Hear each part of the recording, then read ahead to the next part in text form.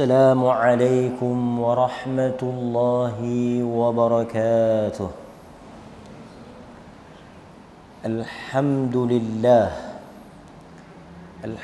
لله رب العالمين، وبه نستعين على أمور الدنيا والدين، والصلاة والسلام على أشرف الأنبياء والمرسلين وعلى آله وأصحابه أجمعين.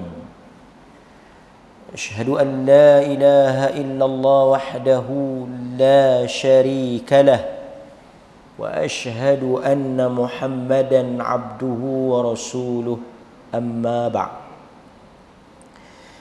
Muslimin, muslimat, tuan-tuan, hadirin, hadirat yang dirahmati oleh Allah Subhanahu wa taala, kita bersyukur kepada Allah pada malam ini kita dapat mengadakan kelas ataupun kuliah mingguan kita berhubung dengan perkara-perkara yang dilarang untuk kita melakukannya di dalam kehidupan kita.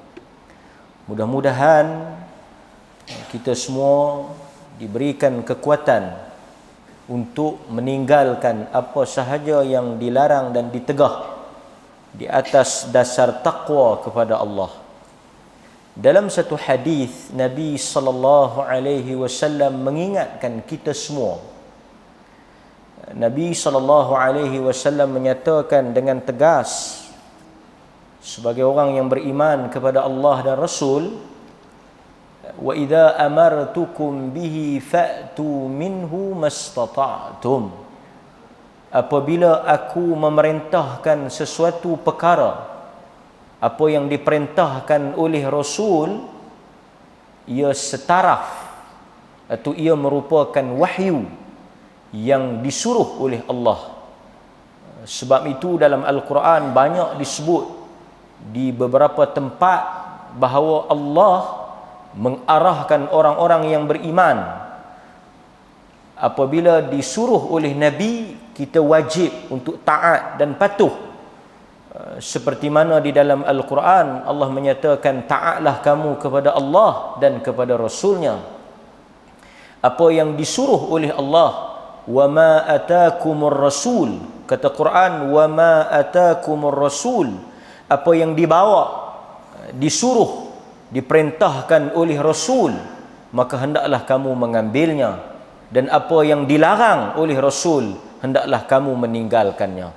Sebab itu Al-Quran datang kemudian dijelaskan oleh hadis Nabi sallallahu alaihi wasallam. Sebab itu kita pernah dengar apa yang masyhur di dalam hadis Nabi sallallahu alaihi wasallam tentang larangan menyambung rambut umpamanya.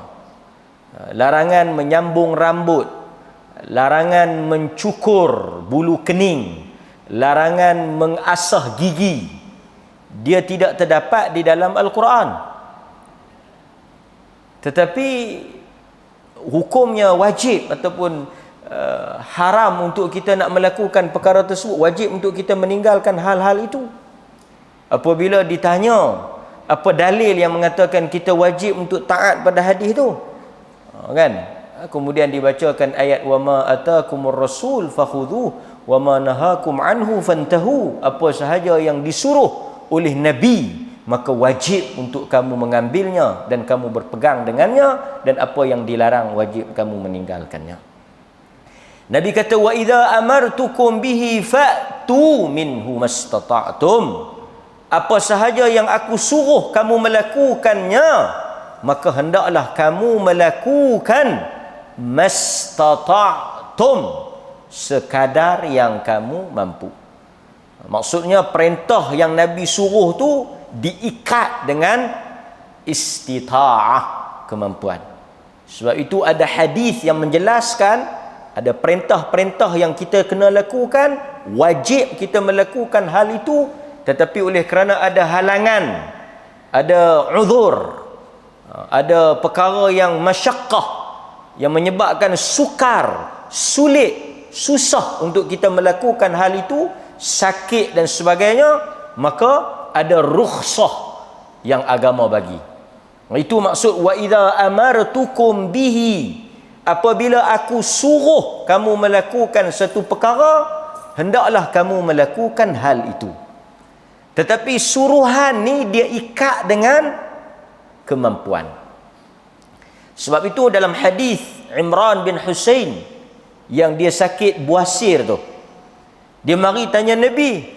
Asalnya Quran kata, hadis kata bila salat kena berdiri. Salli qa'iman, salatlah dalam keadaan berdiri. Artinya perintah asal untuk kita menunaikan salat dengan berdiri. Maka wajib, bahkan rukun di dalam salat itu kita kena berdiri. Satu orang yang boleh berdiri, dia terus duduk. Dia boleh berdiri, dia mampu berdiri walaupun pada kadar yang sedikit. Dia duduk daripada awal, salat dia batal. Seseorang hanya boleh duduk di dalam salat dia apabila dia tak mampu untuk duduk. Tapi kalau dia mampu, dia mulakan dengan berdiri.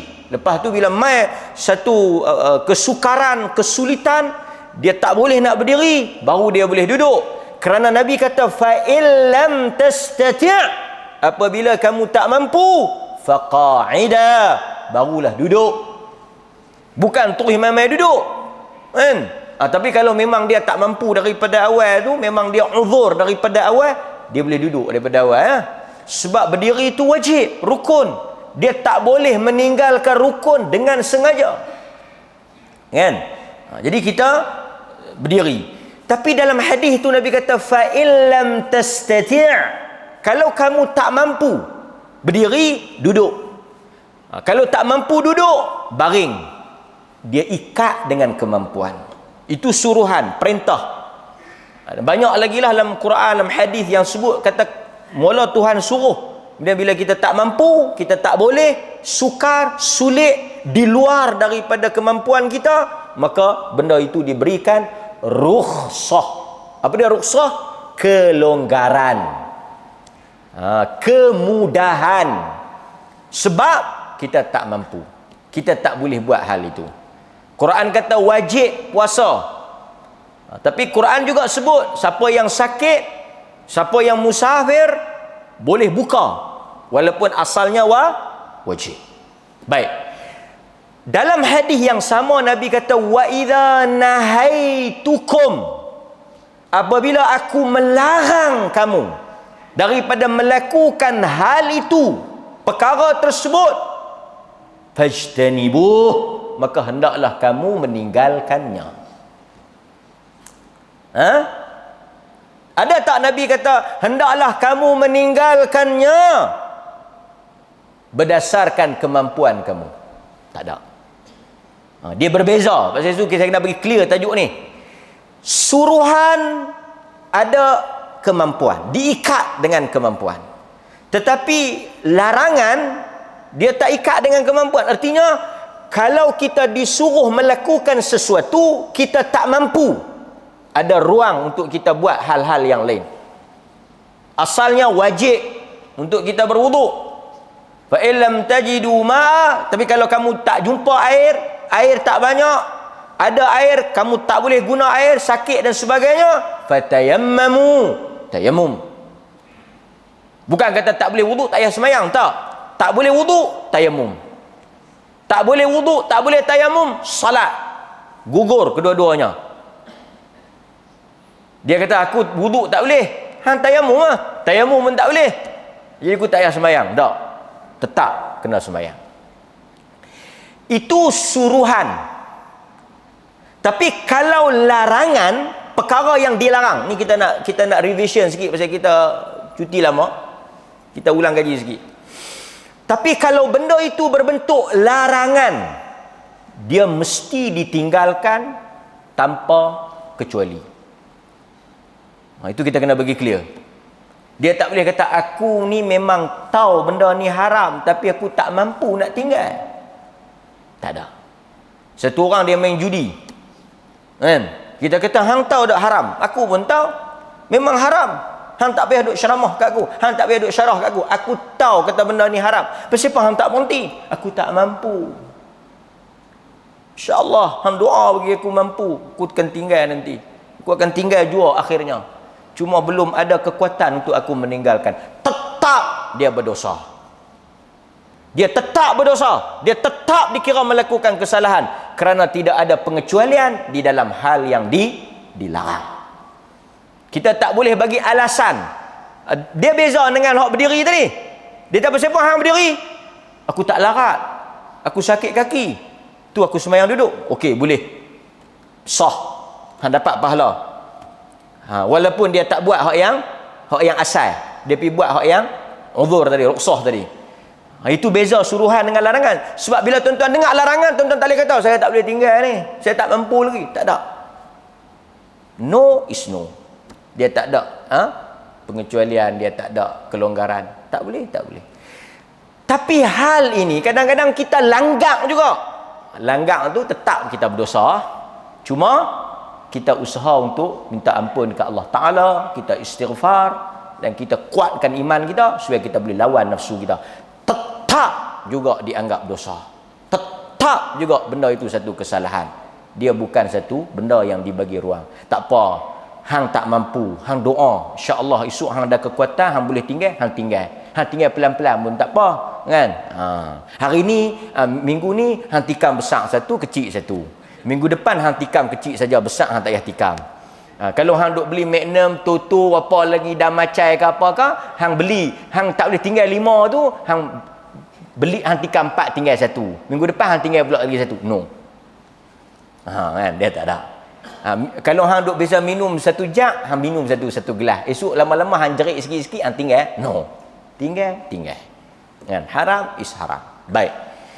Okey. Apa tajuk kita pada malam ini? Tajuk kita ialah larangan wanita memakai wangi-wangian secara umum, khasnya lebih berat jika dia pakai untuk mendatangi masjid. Jadi kami orang lelaki-lelaki ni nak dengar tak? Kena dengar. Wajib dengar. Pasal apa? Pertama, dia ilmu. Yang kedua, tentu di bawah tanggungan dia, riayah dia, ada perempuan. Ada isteri dia. Dia tahan dengar. Aku nak keluar pergi sembang bohong isap rokok pasal tajuk tak ada kaitan dengan orang jantan. Tak ada kaitan dengan orang jantan. Orang jantan bertanggungjawab pada orang perempuan. Kan? Kullukum ra'in wa kullukum mas'ulun an ra'iyatih. Setiap lelaki itu adalah ketua. Ar-rijal qawwamuna 'alan nisa. So kita kena dengar sebab kita wajib ku anfusakum wa ahlikum nara. Dalam Quran kata, hendaklah kamu jaga diri kamu. So kita jaga diri kita wa ahlikum dan ahli keluarga kamu. Merujuk kepada isteri kita, anak-anak kita daripada api neraka. Salah satu nak jaga mereka daripada ahli neraka ialah mengawal, menghalang, mencegah, mengajar supaya mereka menjauhi larangan. Kan? Jadi ini hal yang besar yang mesti kita faham tentang isu ini. Kita dengar dalam banyak hadis Nabi suka wangi-wangian. Okey, saya nak sebut sikit lah. Bukanlah niat saya nak sebut hal ini. Tuan-tuan kena jelas. Tajuk apa? Larangan wanita memakai wangi-wangian. Orang lelaki-lelaki macam mana? Orang lelaki-lelaki macam mana? Dilarang juga ke boleh? Orang perempuan tak boleh. Bahasa mudah tak boleh. Sekali saya terang takat mana boleh. Tapi mudah nak fahamnya, orang perempuan tak boleh pakai minyak wangi. Bila yang dia tak boleh pakai minyak wangi? Bila dia nak keluar daripada rumah dia, terutama bila dia nak pergi masjid. Mai masjid pun tak boleh wangi, takkan pergi merkit boleh. Mana lebih layak untuk kita wangi? Mana lebih dituntut kalau kita fikir akal, mana lebih aula, afdal, lebih utama untuk kita wangi? Tentulah masjid. Masjid pun Nabi tak bagi. Bahkan dalam hadis Nabi kata, siapa orang perempuan yang mai masjid wangi-wangian, tak sah, bukan tak sah, tak diterima solat dia. Bukan tak sah, tak diterima. Tak diterima ni artinya cacatlah solat dia tu, sah tapi tak diterima. Sehingga dia pi mandi atau dia basuh. Bahkan ada hadis Umar Al-Khattab ataupun anak dia menghalau balik, pi balik mandi, pi balik basuh, maling. Ni masjid ni. Masjid yang dituntut untuk kita wangi-wangian. Dia kata hak yang tak boleh wangi-wangian tu main masjid. Kalau nak pinat boleh. Wih, sakan. Kan? Saya nak sebut hal ini. Okey, apa maksud saya? Tak apa, tak masuk tajuk lagi. Saya nak intro dulu. Orang perempuan boleh pakai, tak boleh pakai? Tak apalah, sekali saya rincikan. Tang mana boleh pakai, bila boleh pakai, banyak mana boleh pakai. Jangan takut, dengar ya bagi habis. Orang perempuan asalnya, kalau dia nak keluar daripada rumah, dia boleh pakai, tak boleh pakai? Tak boleh. Hatta dia nak main masjid, tak boleh. Orang lelaki-lelaki? Orang lelaki-lelaki, siapa yang rasa dia lelaki, dia dituntut di dalam Al-Quran, di dalam As-Sunnah untuk berwangi-wangian. Orang perempuan ni dia pelik. Orang lelaki-lelaki pun sama. Pelik ke? Pelik tahu mana? Dia nak pi makan kenduri, dia buh minyak wangi, tak sangka. Dia duduk di rumah, dia lumuk minyak angin. Balik orang tua tu, bau cak kapak, bau minyak gamat, bau minyak kuda, bau segala minyak. Lepas tu bila dia pergi makan kedai makan tu, kedai petani mana tu, kedai siam, buh minyak wangi. Dia tahu wangi kedai ni. Kan? Kadang-kadang orang perempuan ni, dia buh lah minyak wangi kan. Bagi orang lelaki-lelaki. Dia kalau dia tak pakai minyak angin pun, dia kena tanya lelaki dia dulu. Ni bau ni bau bawang putih ni, ada orang jual boleh pakai bang? Aku tak boleh bau minyak wangi, tak boleh pakai. Pasal dia nak bagi suami dia seronok pada dia. Dia kata, ustaz, tidak tepi tu segala macam bau. Kan? Okey. Saya nak sebutnya lelaki kalau nak baca hadis banyak yang menuntut orang lelaki memakai wangi-wangian. Nabi satu orang yang suka minyak wangi. Bahkan di kalangan ulama, seseorang yang berbelanja besar beli minyak wangi ribuan ringgit tak dianggap membazir. Ni tuan-tuan yang ada duit ni, yang tak ada duit buat cara tak ada duit lah. Kita main sapu lumuk hak masjid punya dah lah. Macam saya ni main duk tempek-tempek. Tuan-tuan ada duit beli 300-400 beli. Boh sedap-sedap sikit, tak semestinya atar. Boh lah ud ke apa ke, yang kayu-kayu yang mahal-mahal tu kan. Boh minyak wangi untuk lelaki. Dia kata, ustaz, harga sampai 700, beli kalau ada duit. Tak dianggap membazir, kerana itu ialah sunnah. Kan? Pakai wangi-wangian. Nabi pakai wangi-wangian. Sehingga kata Anas, ma masistu dibajan wala hariran alya min kafi wala syamamtu raihah. Kata Anas bin Malik, wala syamamtu, aku tidak pernah mencium bau raih, bau yang lebih atyab daripada Nabi, bau yang paling sedap daripada bau badan Nabi sallallahu alaihi wasallam. Sebab itu Nabi sebelum dia keluar daripada rumah, dia pakai wangi-wangian. Wangi, Nabi ni orang yang wangi. Jadi orang sunnah kena wangi. Kena wangi, kena pakai minyak wangi. Beli hak mahal-mahal, duk beli hak kita, hang pakai minyak wangi kan, minyak apa ni? Kan, beli. Sunnah kita pakai wangi. Main masjid kita pray sikit, bagi orang mayang tapi kita khusyuk, dia satu kesegaran. Di sisi mazhab Imam Syafi'i, makruh bulan puasa cium minyak wangi. Pasal apa? Kerana bagi dia orang yang cium minyak wangi ni, dia merangsang syahwat, dia mengikuti nafsu. Kerana minyak wangi ni dia bagi satu refresh, satu keseronokan. Maka dia kata kita kena tinggal benda-benda ni. Tu nak, saya nak cerita apa? Saya nak cerita sakan minyak wangi ni. Apa poin saya? Dia ada poin dia. Nanti dulu nak rendang, nak bagi rendang dulu. Sekali saya pergi tang maksud saya ni, saya nak cerita apa dia. Orang lelaki sunnah pakai wangi-wangian. Dia supaya bila dia keluar tu orang boleh rasa senang, selesa. Pakai tuan. Nabi kata 3 benda yang tak ditolak: bantal, susu dan minyak wangi. Nabi bila balik daripada Mekah, dia akan bagi wangi-wangian. Nabi kalau orang bagi minyak wangi, dia tak tolak. Lain pada benda tu tak tentu, tapi minyak wangi dia tak tolak. Banyak hadis-hadis tentang kelebihan minyak wangi. Orang perempuan tak boleh. Poin saya, yang tu saya nak cerita. Di dalam agama, dia meraihkan fitrah manusia.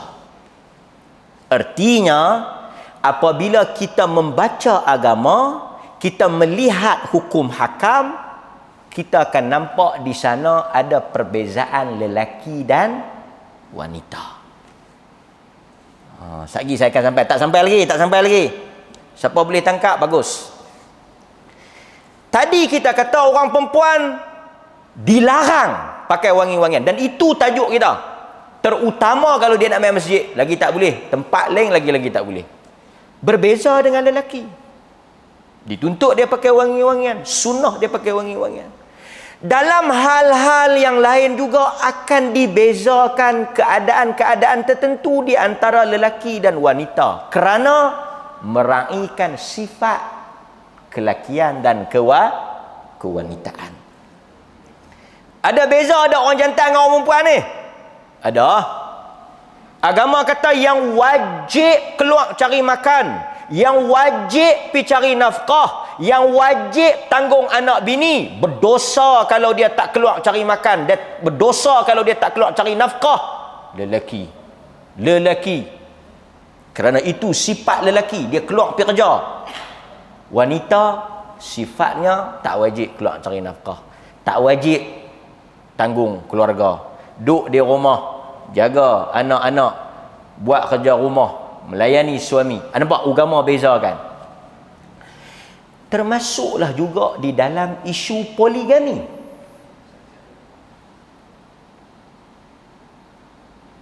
Boleh tak? Di dalam isu ta'addud, berbilang-bilang isteri atau berbilang-bilang pasangan ni, agama benarkan. Siapa dia boleh banyak pasangan ni? Siapa dia yang boleh ada pasangan lebih pada seorang ni? Lelaki. Pasal apa tuan-tuan ni takut memang harus dah. Nak jawab pun takut tambah nak buat. Nak jawab dia tengok belah ni. Siapa pun tak jawab. Sama ada dia tak faham soalan atau dia tak berani jawab. Orang lelaki-lelaki, agama benarkan. Agama halalkan. Agama halalkan. Artinya, satu orang lelaki-lelaki pada satu-satu masa dia boleh ada banyak pasangan. Itu tidak dianggap satu kesalahan. Tuan-tuan ada isteri, pada masa yang sama tuan-tuan sebagai lelaki ada pasangan lain. Mungkin markah dulu ke, apa dulu ke, kan? Tak salah. Tak salah. Pastikan wanita tu bukan bini orang yang duk cari pasal pula. Tak, saya nak cerita hukum ni, dengar bagi elok. Orang lelaki, orang perempuan pun dengar bagi elok. Saya nak cerita hukum. Katalah tuan-tuan semua ni, dia kata tajuk ni tadi macam tak kena mengena dengan aku, tapi bagus juga tajuk ni. Tak apa dengar. Katakanlah tuan-tuan ni ada bini di rumah, main masjid. Main masjid lagu ni lah. Saat lagi lepas isyak, balik kedai, singgah kedai janda. Saya nak cerita ni. Singgah kedai janda. Dia ni janda. Habis iddah dah.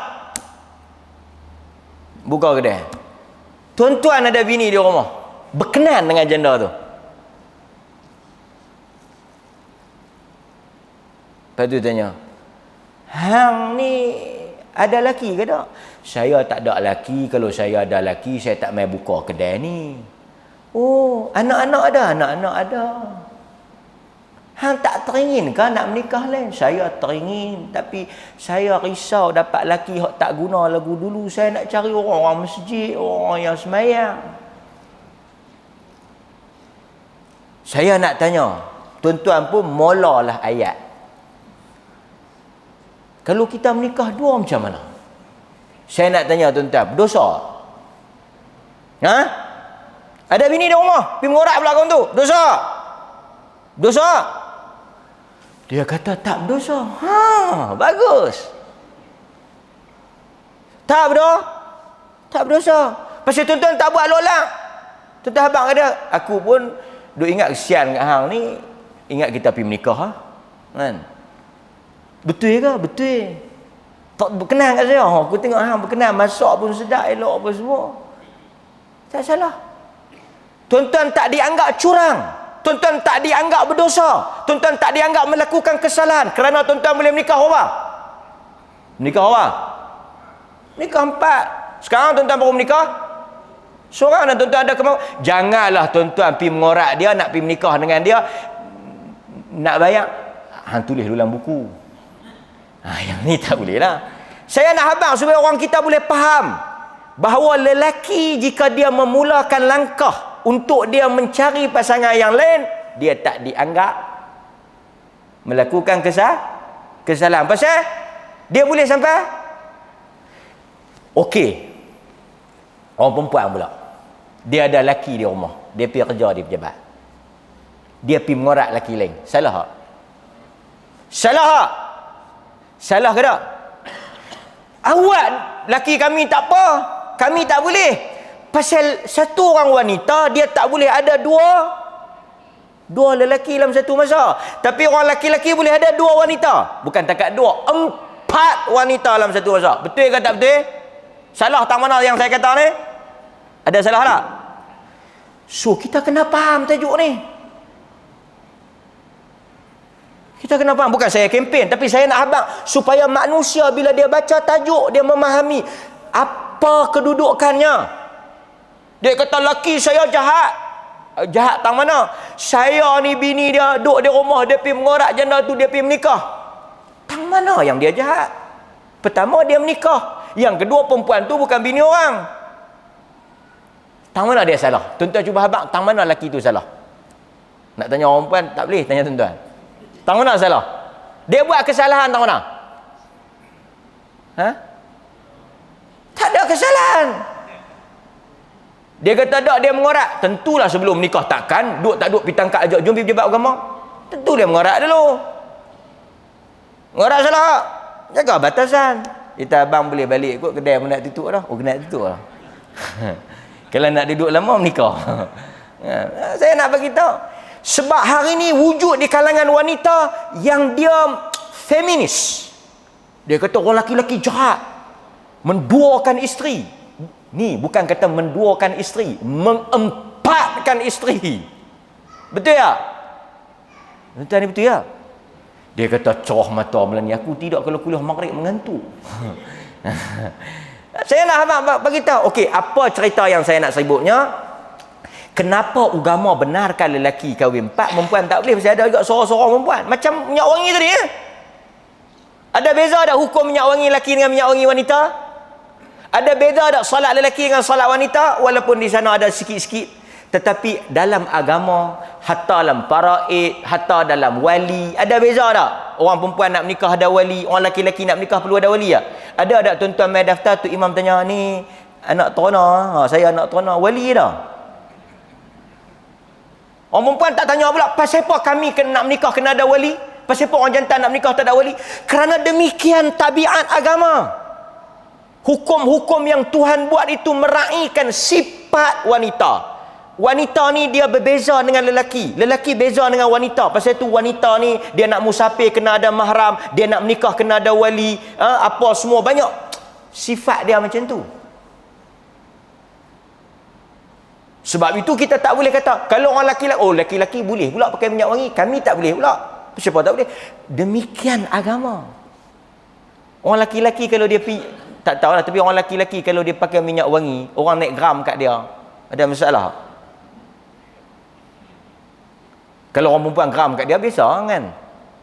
Katalah tuan-tuan pakai minyak wangi, lalu tepi tu, sedap minyak wangi Bang Haji. Oh, apa ni? Saya gram tengok Bang Haji. Tak boleh kata apa. Tapi orang perempuan kalau dia pakai minyak wangi, dia menarik perhatian lelaki. Di sana ada masalah. Tuan-tuan boleh faham? Pasal itu orang laki-laki, orang perempuan wajib pakai tudung. Orang laki-laki nak pakai tudung tak? Orang laki-laki pasal apa tak wajib pakai tudung? Pasal sifat lelaki lain. Lelaki ni orang tengok kepala dia orang tak rasa apa. Tapi orang perempuan ni kalau kita tengok tubuh badan dia, kau tuan-tuan tengok lelaki pun geram lah ni. Pasal itu Tok Imam lelaki. Cuba kalau Tok Imam, pernah ada orang kita, kami pula kami pun baca pandai juga kami lagi pergi kelas Quran lagi pada orang lelaki-lelaki. Kita bagi tengok orang perempuan jadi Tok Imam. Apa jadi? Tak rokok makmum. Sebab itu bila kita membincangkan soal hukum, hendaklah kita meletakkan hukum itu diwajibkan, disyariatkan oleh Allah sesuai dengan fitrah dan keadaan wanita itu. Maka jangan duk petikai lah. Orang lelaki-lelaki boleh kahwin 4, orang perempuan tak boleh kahwin 4. Cuba kalau orang perempuan boleh kahwin 4. Jahanam, rosak, binasa negara. Orang lelaki kali kalau dia menikah 4 tak ada masalah. Habis sangat, dia tidur masjid.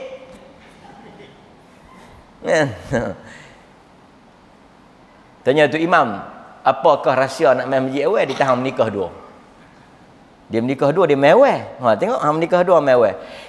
Kalau nak lagi awal, hambur lagi seorang. Tidur masjid terus. So, orang perempuan ada, saya tak sebut isu-isu manalah, isu. Dan bagi saya, walaupun saya tak tahu, tapi bagi saya lelaki ni, dia pergi menikah. Kalau tuan-tuan baca berita seorang lelaki menikah perempuan seorang lagi tanpa habaq kat isteri dia, kita baca tak ada apa. Tuan-tuan kena terkejut kalau keluar satu berita seorang wanita telah berkahwin 2. Yang tu elok tuan-tuan terkejut. Boleh? Okey. Tu yang saya nak sebutnya. Walaupun saya tahu kemungkinan besar undi-undi wanita tidak akan menyebelahi saya jika bertanding lah. Okey, baik. So dalam hadis ni Nabi SAW sebut, Nabi kata ayyumam ra'atin ista'tarat famarrat ala qaumin la yaji. Cuma saya nak sebutlah, kalau ada cerita dia menikah 2, dia zalim pada bini dia, dia pukul bini dia, dia tak adil, dia tak mampu, dia tak bagi nafkah, dia buat tak elok. Ini bukan masalah syariat. Ni masalah dia tu sendiri. Kalau tuan-tuan kata menikah 2 pukul bini, berapa ramai juga bini yang dipukul nikah seorang. Tok-tok orang tu pergi report pejabat agama, pecah muka dia kena tumbuk dengan laki dia. Ustaz tanya, berapa bini laki ni? Saya seorang. Awak dia selalunya yang pukul orang ni bini 2, bini seorang pun tak ada bini 2 pukul dah. Dia bukan soal. Kan orang kata kalau kereta elok bawa laju, kereta buruk pun kalau nak bawa laju juga. Dia bukan masalah kereta, masalah orang tu. Boleh tuan? Baik. Yang mana rasa dia tak mampu, dia tak boleh, dia tak layak dan sebagainya, berpada dengan apa yang satu. Cuma kita jangan memandang serong orang yang berkahwin 2 di dalam perkara yang halal. Mana-mana wanita yang memakai wangi-wangian, marrat ala qaumin, kemudian dia lalu, marrat, dia melintasi, dia melalui, ala qaumin, pada suatu kelompok manusia, la yajidu min rihiha. Dia berjalan tu sehingga orang yang duduk tu cium bau wangi-wangian tu, dan dia pun bermaksud nak bagi orang cium. Nombor 1, hadis ni kata dia pakai kuat lah, dia pakai banyak. Artinya apa? Kalau pakai sikit pada kadar yang nak menghilangkan bau. Ini juga kita kena faham, wanita memang dia agak berbau sedikit daripada lelaki. Kerana mungkin dia tubuh badan dia, sifat fizikal dia apa semua, dia memang ada bau sikit lah. So kalau dia, hadis ni kata dia pakai tu sampai dia lalu orang boleh cium bau tu kuat. Kalau dia pakai sikit sekadar nak menghilangkan bau busuk, maka dibenarkan. Okey, note, boleh pakai tapi pada kadar yang patut. Sebab ada hadis minyak wangi lelaki kuat baunya, pudar warnanya. Minyak wangi wanita terang warnanya, ringan baunya. Tu Nabi kata, minyak wangi orang jantan ni warna dia tak terang tapi bau dia kuat. Itu sifat minyak wangi lelaki. Sifat minyak wangi orang perempuan, warna terang, warna dia terang tapi bau dia tak kuat kerana nak buang sikit-sikit dia. Boleh? Okey. Kalau dia keluar daripada rumah, artinya kalau dia duduk dalam rumah boleh tak? Kalau dia duduk nak dalam rumah, dia nak tuang satu tong pun tak apa. Pasal yang tak boleh ni keluar. Pasal bila keluar, ajnabi, ajanib. Ni, lelaki-lelaki luar asing ni akan bau. Artinya, dalam hadis ni macam nak bagi tahu kata, kalau dia pakai di rumah untuk suami dia, maka boleh dia pakai. Kuat lagu mana pun boleh. Sampai lelaki dia balik mai. Berapa tong hang tuang ni? Awak duduk kepala jalan bau dah. Tak apa, pasal lelaki dia yang nak bau. Kan? Bahkan dia dapat pahala. Dia dapat pahala. Wanita ni bukan payah dia nak dapat pahala. Dia buh minyak wangi, laki dia duk, hang wangi yo. Bau wangi. Wangi bang, wangi. Boleh pahala. Kan? Makrif pun tak mayang. Pasal apa? Dapat pahala cukup dia. Langut TV kan. Hang tak mayang makrif, tadi abang puji kata wangi, pahala tu pun padan dah bang. So dia dapat pahala, bukan payah, kan? Dia dia pakai elok-elok. Laki dia balik tengok wangi, dapat pahala. Laki dia balik tengok segok. Laki dia balik tengok cantik, berhias elok, boleh pahala lagi. Dia hang elok segok ni nak pergi mana malam-malam? Tak pergi mana, nak bagi ke abang tengok bagi segok. Allah, boleh pahala. Kalau mati tu ingat insya-Allah masuk syurga. Lagi dia kata hang ni buang tabiat tu malam-malam pakai ni. Dapat pahala. Kalau dia nak keluar padam patut. Bahkan di kalangan ulama kata kalau suami dia suruh pakai minyak wangi untuk keluar, dia tak boleh ikut. Pasal apa? Pasal benda tu salah. Dia pakai sikit-sikit dia, kan? Ni sampai tak beli langsung kat bini. Dia kata abang tak ada minyak-minyak wangi apa, beli kat saya satu. Dia kata bukan boleh pakai hang. Tak boleh pakai di luar, di dalam boleh. Lepas tu dia tak beli minyak wangi kat bini dia. Dia duk masalah pula. Bini aku bau busuk tu, aku duk main kedai ni wangi. Hang tak beli. Hang beli bagi dia pakai. Kan? Bahkan di dalam sebahagian mazhab dia kata apa? Antara perkara wajib, makan minum, pakaian, tempat tinggal, kesihatan, wangi-wangian. Solek ni. Dia kena bagi. Dia kena provide, sediakan. Sampai antara tu lah. Kalau dia pakai untuk orang lain pergi cium bau, dia pakai kuat sampai orang lain naik syahwat, dia lalu sampai orang tertarik perhatian pada diri dia, maka kata Nabi, fahiya zaniyatun, maka dia itu umpama penzina. Kerana tindakan dia itu membuka jalan kepada zina. Sebab itu kata para ulama, sekiranya seorang perempuan itu memakai wangi-wangian yang terzahir kuat baunya, kemudian dia keluar daripada rumah melalui suatu kaum yang padanya lelaki-lelaki luar asing dan tujuannya untuk menarik perhatian mereka, maka perempuan itu ialah penzina kerana dia mendapatkan dosa di atas tindakan dia itu, membuka ruang untuk berlakunya perbuatan zina. So beware. Kan? Okey? Bahkan dia kata apa lagi? Sekiranya dia memakai suatu wangi-wangian dan dia melalui suatu tempat sehingga dengan wangi-wangian perempuan yang kuat tadi ni menaikkan syahwat lelaki sehingga mendorong mereka melihat kepadanya, memandang tubuhnya, maka mereka telah melakukan zina, yakni zina mata. Dan hati lelaki menjadi tidak tenang, dan itu semua mendorong kepada perbuatan jahat. Kan? Depa kata kalau kami busuk pun, kami pakai tudung elok tutup pun semua, kalau depa jahat-jahat juga, betul. Iaitu kita tak boleh kawal, tetapi kita telah membuka ruang dan menjadi punca kepada benda tu berlaku, kita juga kena. Kan? Dalam hadis yang lain Nabi SAW, dalam hadis Abu Hurairah, yang ni yang kita nak ambil ni. Abu Hurairah bertemu dengan sebahagian wanita yang mana mereka ini menuju ke masjid. tetapi memakai wangi-wangian sehingga dicium baunya oleh Abu Hurairah. Lalu Abu Hurairah pun panggil dia tu. Abu Hurairah kata, Nabi berkata atau Nabi bersabda, mana-mana wanita tatayyabat, yang dia memakai wangi-wangian, thumma kharajat ilal masjid, dan dia keluar menuju ke masjid, lam tuqbal laha salatun hatta taghtasila.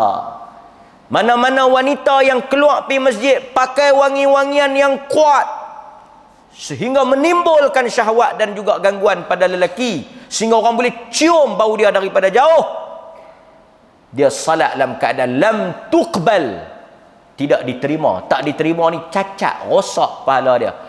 Kata pada para ulama, sah tetapi rosak salat dia tu dari sudut pahala, sehinggalah dia basuh atau dia mandi daripada hal itu. Sebab itu Umar Al-Khattab, Umar keras, Umar pernah keluar di jalan, lalu dia bertembung dengan seorang wanita yang memakai wangi-wangian yang kuat sehingga Umar tercium bau dia. Umar tibai dengan tongkat dia, perempuan tu. Umar Khalifah. Umar ni dia kadang-kadang dia pemerintah, dia bisa tampak satu pasangan perempuan. Pasal itu kita walaupun benda tu halal, jangan duk pi buat depan public. Benda kita nak berbesra ni, kita lah rumah tangga sudah. Tak payah duk pamerkan sangat, nak bercengkerama ni. Kan? Oh, mentang-mentang kata halal ada satu video tular, kotor sangat kan. Duduk bermesra-mesraan dalam kereta. Why not?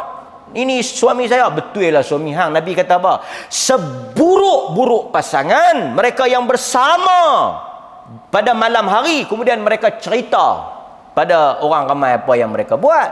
Itu kalau cerita, kalau pamerkan, tunjuk kan, dia tunjuk, dia rakam dengan pasangan dia, ini tak boleh, agama tak bagi, agama larang. Umar nampak satu pasangan tampak lalu tepi jalan, penampak sedar. Dia kata, apa siapa ni, hampa duk buat apa, peluk apa dia kata, bini aku minta maaf, balik. Dia minta maaf, dia sepak, minta maaf, balik. Artinya tak boleh. Kita kalau kita nak bermesra, kita nak bercerengkerama, kita nak bermadu asmara, kita nak buat apa, di dalam tertutup, walaupun halal. Kerana bila kita buat hal itu, dia boleh menimbulkan syahwat orang lain. Kita duk berpeluk, duk berapa semua, duk bercium, bercerengkerama. Yang kawan tu 8 tahun dah bini mati, kena malam-malam kan, musim timur ni, tak kesian kat dia. Bagi laluan kepada azan. Sekali lagi saya sambung sikit insya-Allah tuan-tuan. Kita tangguh azan.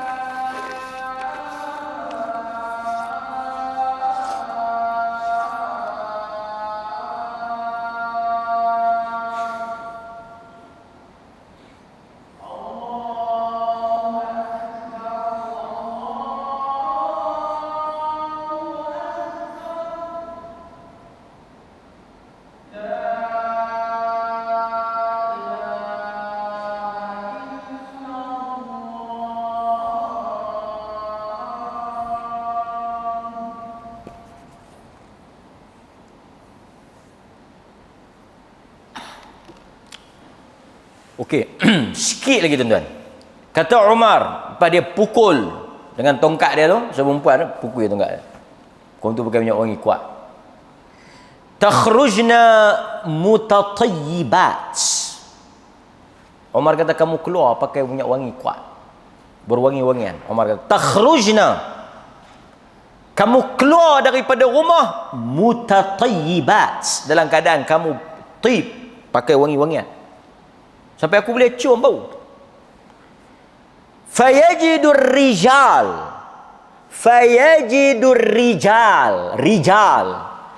Dan kemudian bau itu dicium oleh lelaki-lelaki. Rihakunna, bauan kamu tu. Orang lelaki-lelaki cium. Nabi kata,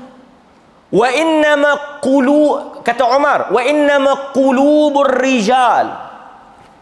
Kamu kena ketahui. Pasal Umar dia lelaki. Wa innama qulub. Sesungguhnya hati-hati orang lelaki itu inda unufihim. Inda unuf. Apa? Unuf. Anfun ni hidung. Orang lelaki ni, kata Umar, hati dia ni, dia bergantung kepada apa yang dicium oleh hidung dia. Artinya kalau dia cium wangi, hati itu akan terangsang dan naik syahwat dia. Ukhrujna tafilat. Keluar. Jangan duk buat pangai pakai minyak wangi kuat macam ni.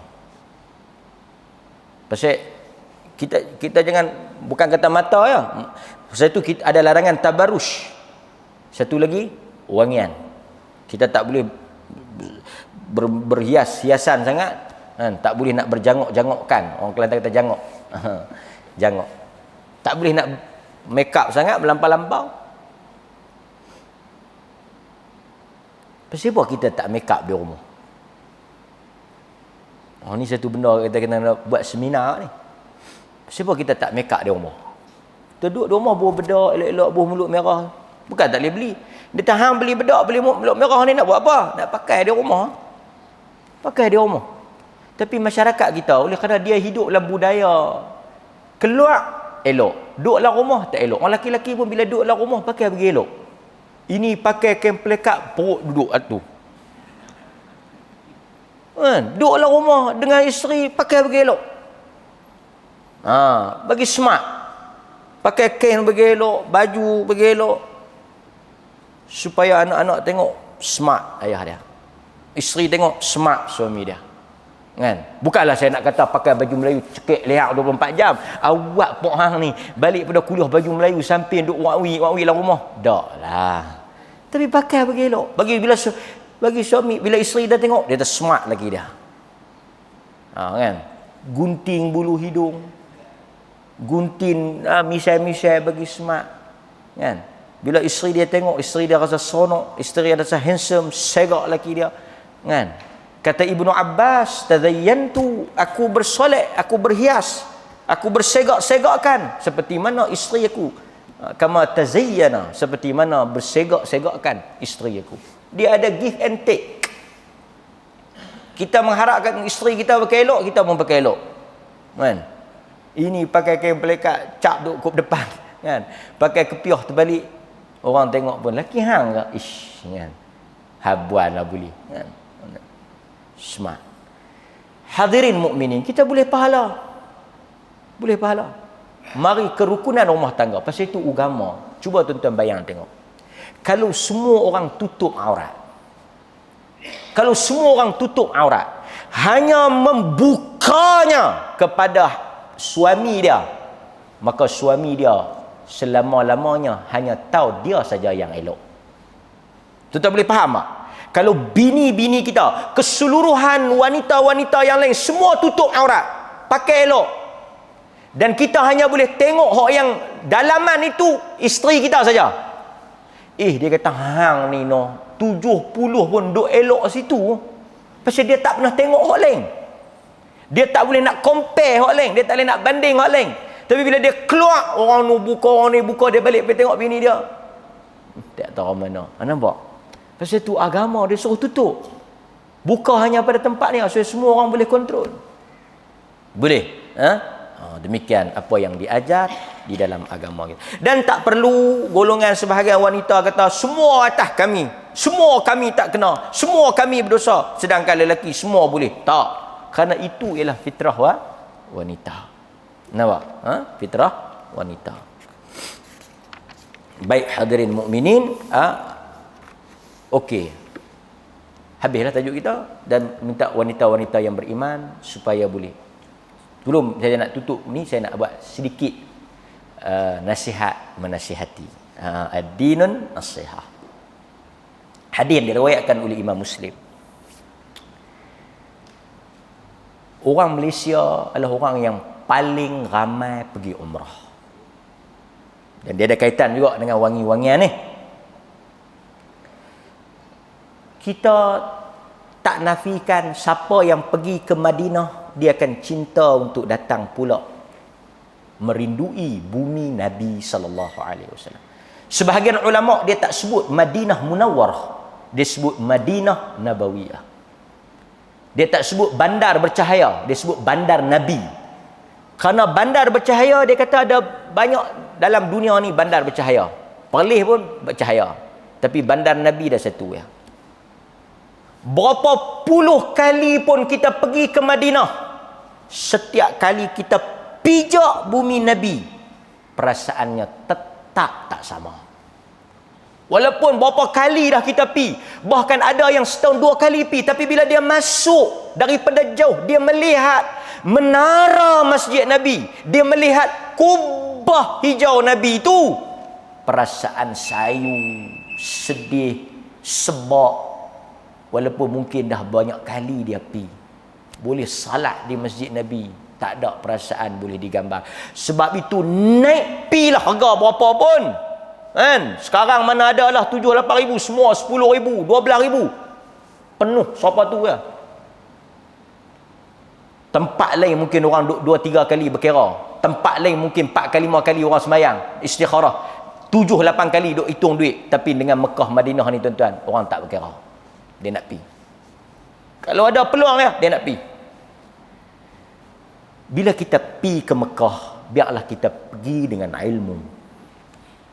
Kerana ada banyak benda yang orang duk kongsi. Saya sebut ni kerana ramai orang duk pi. Bukanlah saya kata tak apa ni tak betul semua, tapi ada 1-2 hal yang kita kena lihat. Nombor 1,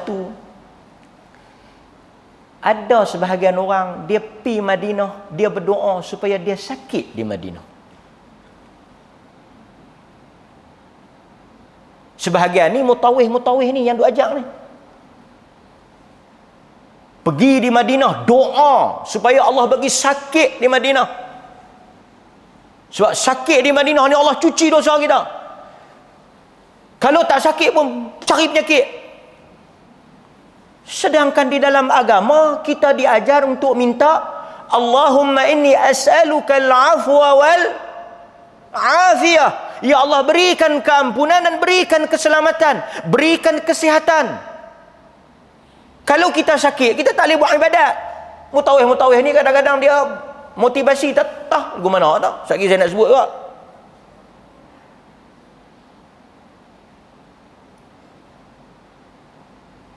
Dia suruh kita minta bagi sakit, sakit dapat pahala. Kita kalau sakit ni, hatta dalam hadis, tak boleh minta dipercepatkan azab. Nabi pi tengok satu orang sakit teruk sampai jadi besar anak burung. Jadi halui. Nabi kata, hang ni ada minta apa-apa tak kena ni? Dia kata, ada Rasulullah. Apa dia? Aku minta supaya Allah cepatkan azab di akhirat, supaya bagi selesai di dunia. Itulah. Pasal itulah. Jangan minta. Kalau Tuhan bagi di atas kemampuan kita. Larangan meminta disegerakan azab di dunia, tak mampu untuk ditanggung. Nabi larang. So, pi di Mekah, pi di Madinah, doa baik-baik, ada pula doa minta sakit. Dia kata tu ada hadis Nabi kata, kalau siapa boleh mati, matilah di Madinah. Lepas tu kita pakai ramai-ramai pi minum racun. Terjun berguna. Pasal apa? Pasal nak mati. Tak. Nabi kata kalau siapa yang mampu mati di Madinah, artinya apa? Kalau kata takdir Allah kita mati di Madinah, doalah kalau Allah nak ambil di mana sahaja yang baik di bumi Madinah, kita redha. Itu saja, bukan kata ya Allah kalau ada bah ke trailer ke apa ke, bagilah langgak aku kat mati. Tak. Ataupun tuan-tuan nampak bah lari celapak pi. Awak dia tu, dia nak mati di Madinah. Silap hari bulan dia masuk neraka. So kepahaman kena bagi betul. Pergi ke Mekah, doa bagi sihat, doa bagi kuat supaya kita boleh salat. Tu pasal apa dia demam? Dia tak boleh pergi masjid ustaz, dia demam. Bukan dia duk elok. Itulah dia duk doa sakit. Dia sakit sungguh. Tak boleh pergi masjid. Nampak? Tu satu. Yang kedua, saya ada sebut dah, alhamdulillah, walaupun ramai orang marah, ramai sungguh orang marah. Dahsyat dia marah. Kan? Ramai marah. Telaga Iziq di Madinah, yang dia kata telaga Nabi pi minum apa semua, tak ada riwayat yang sahih. Kerajaan Saudi tutup dah. Arab pi terjun mandi, duk berenang, Arab berenang betul-betul, depa sini duk hirup berkat Arab tu. Dan masa saya sebut, bukan saya seorang yang, ramai yang sebut, ramai yang orang sebut. Alhamdulillah, memang orang mula orang marah, orang kata apa ni telaga. Alhamdulillah, akhirnya kita cakap benda yang betul, Allah Taala akan tolong. Ada satu lagi fenomena, kita pi Madinah ni kerana kita nak pi masjid Nabi. Pasal itu tuan-tuan fokus pi masjid Nabi. Kalau orang nak bawa pi ziarah, pilah. Ini kita ajak dia pi masjid Nabi. Aku tak larat. Lutut aku ni tak berapa nak kuat. Pi Mekah pun sama lah, jomlah pi tawaf sunat. Tak boleh, aku sakit lutut. Dia duduk satu bilik dengan kita. Tengok-tengok malam tak ada. Kita tanya, pi mana haji ni? Bukan dia sakit kaki ke? Depa ajak dia pi Qabat Gua Hira. Pi naik Gua Hira. Boleh ke dia? Kita tanya, haji, bukan sakit lutut, yang pi Qabat Gua Hira buat apa? Gua Hira tempat Nabi terima wahyu. Nabi terima wahyu. Jibril tak mai kat tu haji. Dan tidak ada fadilat. Qabat Gua Hira tak ada. Sebahagian orang dia pergi Qabat Gua Hira. Tak salah, kerana dia benda bersejarah, kita pergi ambil ibrah. Tetapi fokus kita bila pergi Mekah Madinah, memperbanyakkan salat, memperbanyakkan tawaf. Ini dia pergi Qabat gunung ni, dia pergi Qabat bukit ni. Dalam duk sakit kaki, masjid tak pergi. Sampai di padang Arafah kita duk cari dia. Atas Jabal Rahmah. Kita kata cedah pula no. Boleh Qabat atas bukit tu, tak sakit kaki. Dia kata ustaz, Jabal Rahmah ni bagus, kita boleh seru kau dapat rahmah. Rahmah mana? Analah rahmah saya tak ada lama dah, saya cari rahmah baru. Sedangkan tak ada fadilat. Jabal Rahmah tu tak ada fadilat apa pun. Nabi kata, Arafah itu semua tempat berwukuf. Aku berwukuf di sini dan semua padang Arafah itu wukuf. Dan saya nak sebutnya bagaimana kita telah tertipu dalam hal ini. Baik. Satu lagi fenomena yang saya lihat berlaku kekeliruan di kalangan masyarakat ialah apabila dia nak balik daripada Madinah, dia pergi ziarah kubur Nabi, makam. Pertama, tak salah. Ziarah makam Nabi tak salah, bagi salam. Bila kita pergi masjid, kita pergi ziarah, Assalamualaikum ya Rasulullah. Memang itu antara benda yang diamalkan oleh para sahabat, tak salah. Salah dia datang mana? Kekeliruan berlaku apabila dia menyamakan ziarah. Dia panggil ziarah apa? Ni tuan-tuan kena ingat. Ziarah wada'. Dia macam tawaf.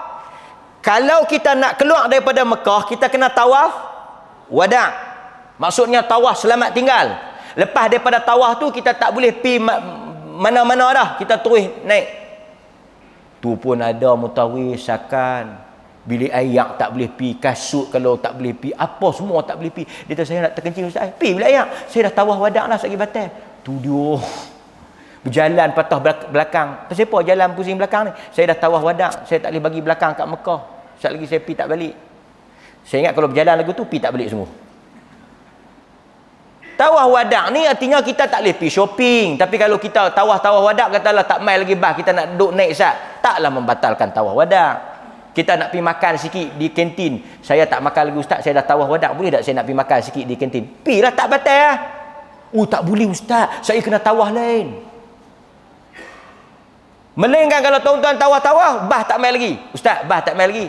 Ingat nak pergi beli lagi 2 helai jubah. Ha, tu tak boleh. Ingat nak pergi tengok sikit kok ada minyak wangi ke apa. Ha, tu tak boleh. Artinya kalau ada keperluan, tak apa. Tak apa, tawaf wadah, tak ada istilah, tak ada isu. Ni hak ziarah wadah ni. Bila kita nak keluar daripada Madinah, ada tak amalan kita pi bagi salam habaq kat Rasulullah ni, saya nak balik lah? Tak ada. Cuma bila kita nak balik ni, of course kita pi dekat Nabi, kita bagi salam. Dia tak semestinya tanya mutawih, esok bah ke apa ustaz? Bah ke 9. Elok nak pi ziarah tawaf ke apa? Ke 8.30. Yang ni dia mereka. Hak ni dia mereka. Malam tu boleh. Esok kita panggil taklimat, esok kita akan pergi Mekah. Malam tu kita tak ada apa, kita free, kita pergi ziarah. Assalamualaikum ya Rasulullah, assalamualaikum ya Abu Bakar, assalamualaikum ya Umar. Ya Allah ya Tuhanku. Al-Ghazali menyebut hal ini. Ya Allah ya Tuhanku, bagilah aku datang pula ke bumi Nabi ni. Boleh aku salat di masjid ini. Panggillah aku sebagai orang yang dapat datang pula. Kita doa supaya kita boleh mai balik. Kita boleh salat balik. Kita boleh jumpa lagi Nabi sallallahu alaihi wasallam. Tak salah. Malam tu tak apa. Esok kita balik. Ini dia duk kasar macam tawaf wadang. Dia pi dekat Rasulullah. Rasulullah ni nak balik dah ni. Sekejap nak balik dah ni. Lagi sakan sebahagian mutawih ni, dia pi duk ajak bersembang dengan Nabi. Ya Rasulullah, kami nak balik dah pi kot dia ni. Tolong doa kami semua selamat. Minta maaf lah ada apa-apa salah kat Rasulullah. Dia duk main emosi. Yang makcik belakang ni pun toyak lah. Terisak-isak. Tak main dah Rasulullah. Apa ni? Agama. Nas. Ada riwayat sahabat piduk sebelum balik, piduk toyak-toyak tepi makam Nabi? Tak ada riwayat. Duk buat sendu-sendan, duk buat drama pukul 7. Panggil jemaah. Mutawih lagu ni syok. Duk buat cerita. Duk main emosi. Agama bukan emosi. Agama ni ialah amalan, ibadah. Syarah melalui Assalamualaikum ya Rasulullah. Mudah-mudahan kita dapat bertemu. Cukup. Ini bila cerita kami nak balik ni, kapal terbang kami sekejap lagi. Rasulullah doalah kapal terbang kami selamat. Rasulullah panggillah kami balik. Cerita. Rasulullah, kami tak tahu. Rasulullah. Kita mau kalau nak buat boleh Bukannya payah. Mana Nabi teriak. Tambah orang yang nak jemaah ni kebanyakannya orang tua ni, kita cerita sikit dia teriak. Kita pergi cerita perang ni di Uhud. Ni tuan-tuan, Rasulullah terkoyak pipi dia. Mai sahabat cabut. Dia di sini teriak tak dengar dah. Makcik ni kan. Pasal itu orang kita ni banyak kena scam apabila dimainkan sentimen emosi. So kita pi Mekah, ngaji, ada ilmu, tahu benda yang ni kan, supaya hadirin mukminin Allah Taala rahmat kita dan kita boleh tahu. Dia kata kalau tak buat macam tu macam mana? Ni kita tak payah duk buat dialog-dialog sedih pun. Setiap insan apabila dia meninggalkan bumi Madinah, dia akan merasai satu kehilangan yang besar kerana di sana ada jasad yang mulia. Abu Bakar As-Siddiq, dia tak buat-buat. Apabila dia salat, dia baca ayat-ayat yang berkaitan dengan Nabi, dia tak boleh. Dia sentimental. Bukan dia buat-buat. Dia terasa. Imam-imam Madinah bila dia baca ayat-ayat, kadang-kadang kita baca, kita fahamlah sikit-sikit ayat-ayat tentang Nabi. Muhammadun asyidda'u 'alal kuffar ruhama. Nabi Muhammad itu, sentuh saja tentang Muhammad sebab. Kenapa? Kerana di sebelah mereka itu jasad Nabi. Tapi mereka tak buat petang-petang pergi ajak anak beranak mereka teriak-teriak kat Nabi cakap tak. Maka sebab itu agama bukan, pasal itu Syiah kadang-kadang duk buat sedih, Husain. Tak. Agama, Quran dan Sunnah. Tak ada contoh daripada Nabi, kita tak buat. Mudah-mudahan Allah rahmat kita dan Allah terima segala ibadah kita dan Allah bimbing kita di atas jalan yang benar dan Allah pelihara kita daripada perkara yang kita tak nak dan kita bimbang. Wassallallahu ala nabiyyina Muhammad wa ala alihi wa sahbihi wasallam. Walhamdulillahirabbil alamin. Assalamualaikum warahmatullahi wabarakatuh.